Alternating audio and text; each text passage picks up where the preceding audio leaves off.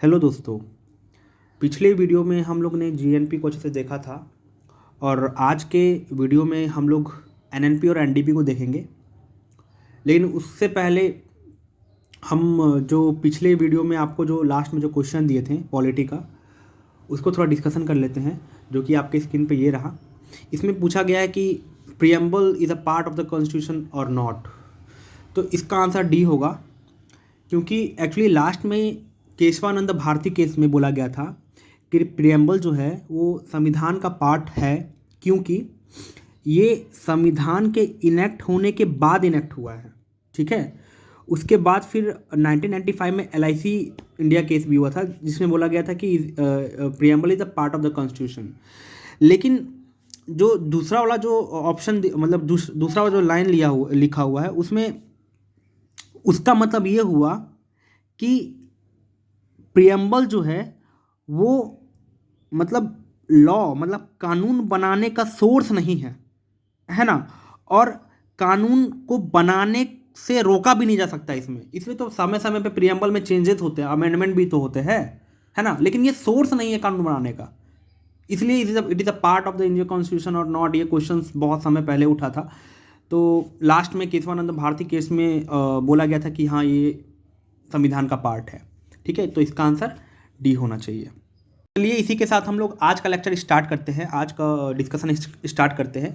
जैसे कि हम लोग ने कल जीएनपी को अच्छे से देखा था कि जीएनपी जो है वो जीडीपी माइनस NFIAD होता है। ठीक है, मतलब कि जो अच्छे से कल के वीडियो में समझा दिया गया था आपको। ठीक है, लेकिन आज के वीडियो में हम लोग एनएनपी और एनडीपी को अच्छे से समझेंगे। देखिए, इससे पहले हम लोग ये समझते हैं कि ग्रॉस नेशनल प्रोडक्ट और ग्रॉस डोमेस्टिक प्रोडक्ट, इसमें एक्चुअली ग्रॉस लिखा हुआ है। ठीक है, ग्रॉस का मतलब क्या होता है? ग्रॉस का मतलब होता है टोटल वैल्यू। टोटल वैल्यू, इसका मतलब हुआ टोटल वैल्यू। मीन्स मान लीजिए कि आप एक फार्मर हैं, ठीक है, और आपका ये लैंड है। आप इसमें मतलब बीज बो रहे हैं। ठीक है, तो आप 10 ग्राम मतलब 10 रुपये का बीज बो रहे हैं। ठीक है, और आपको टोटल प्रोडक्शन निकल के आ रहा है 100 रुपये का। ठीक है, तो ये आपका ग्रॉस हो गया, टोटल वैल्यू हो गया आपका 100 रुपीज़, टोटल वैल्यू।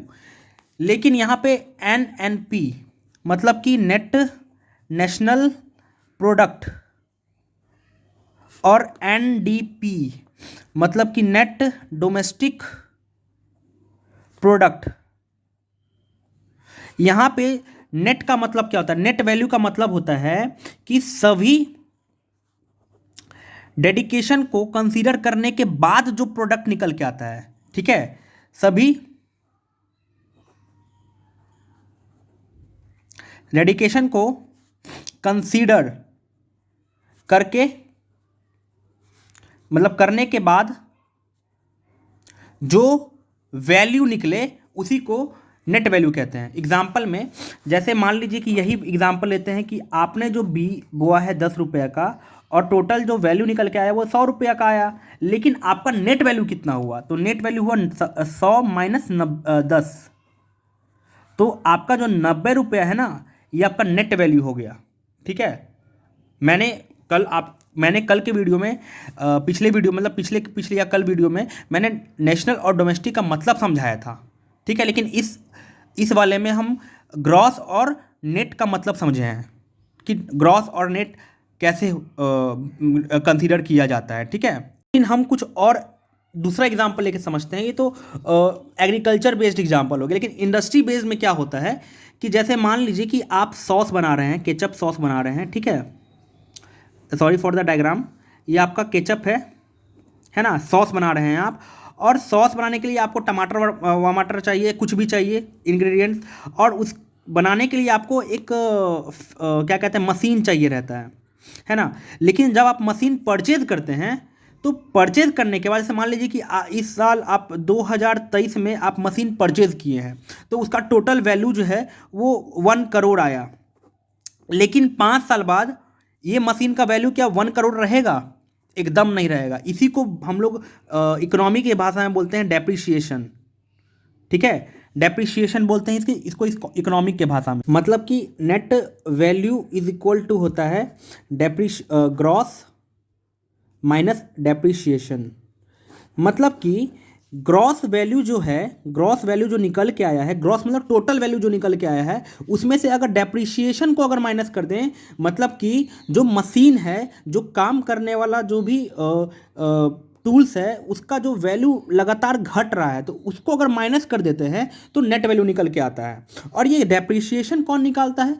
तो डेप्रिसिएशन हर मशीन का अलग अलग होता है। ठीक है, जरूरी नहीं है कि हर मशीन का सेम हो, हर मशीन का अलग अलग होता है। तो ये निकालने वाला जो है वो मंत्रालय है। ठीक है, तो मंत्रालय जो इंडस्ट्री मंत्रालय, कॉमर्स एंड इंडस्ट्री मंत्रालय आते हैं, मतलब कॉमर्स और इंडस्ट्री मंत्रालय हैं, वही डेप्रिसिएशन का वैल्यू निकालते हैं अलग अलग मशीन्स का।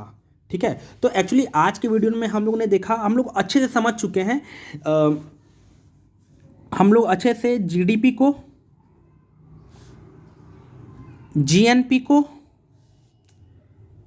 एनडीपी को और एनएनपी को समझ चुके हैं। ठीक है, मतलब कि अगर हम लोग को डोमेस्टिक ग्रॉस यहाँ पे है, टोटल दोनों यहाँ पे ग्रॉस है, अगर हम लोग को जीडीपी को जीएनपी में कन्वर्ट करना है तो यहाँ पे क्या करना पड़ेगा कि माइनस करना पड़ेगा एनएफआईएडी को, तब जाके जीडीपी से जीएनपी निकलेगा।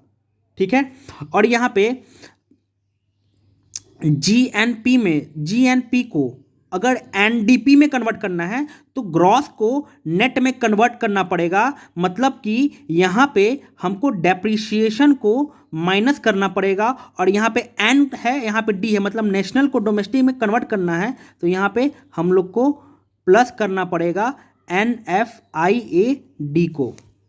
ठीक है, उसके बाद हम लोग एनडीपी और एनएनपी में कन्वर्ट करना है तो यहाँ पे नेट और नेट है, तो यहाँ पे डोमेस्टिक और नेस्ट, मतलब डोमेस्टिक और नेशनल, तो डोमेस्टिक से अगर नेशनल में जाते हैं तो हम लोग पढ़ चुके हैं, यहाँ पे माइनस करना पड़ेगा एनएफआईएडी को।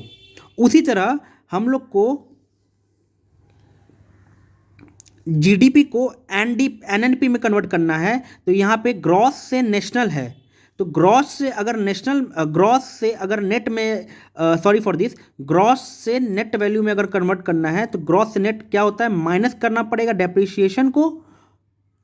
उसके बाद डी से एन में जाना है तो यहाँ पे माइनस करना पड़ेगा एनएफआईएडी को। उसी तरह आप किसी भी वैल्यू को किसी भी वैल्यू में कन्वर्ट कर सकते हैं।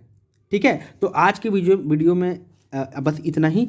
आपको कैसा लगा बताइएगा, और साथ में हम लोग कल के वीडियो में ये समझेंगे कि नेशनल जो इनकम होता है वो इन चारों में से, मतलब नेशनल इनकम का निकालने का तरीका इन चारों में से सबसे बेस्ट तरीका कौन सा है, और ये कल आपको मिल जाएगा, कल मतलब अगले वीडियो में आपको मिल जाएगा। ठीक है, लेकिन लेक्चर को कंप्लीट करने से पहले डेली रूटीन फॉलो कि आपसे जो डेली क्वेश्चन किया जाता है, और आज का लेक्चर में आपके स्क्रीन पे ये क्वेश्चन है, तो इसका आप आंसर कमेंट बॉक्स पे लिखिएगा। कमेंट बॉक्स में जो भी आंसर देना होगा वो दीजिएगा। इसको हम लोग अगले वीडियो में डिस्कशन करेंगे। ठीक है, तो thank you for watching the video. Thank you so much.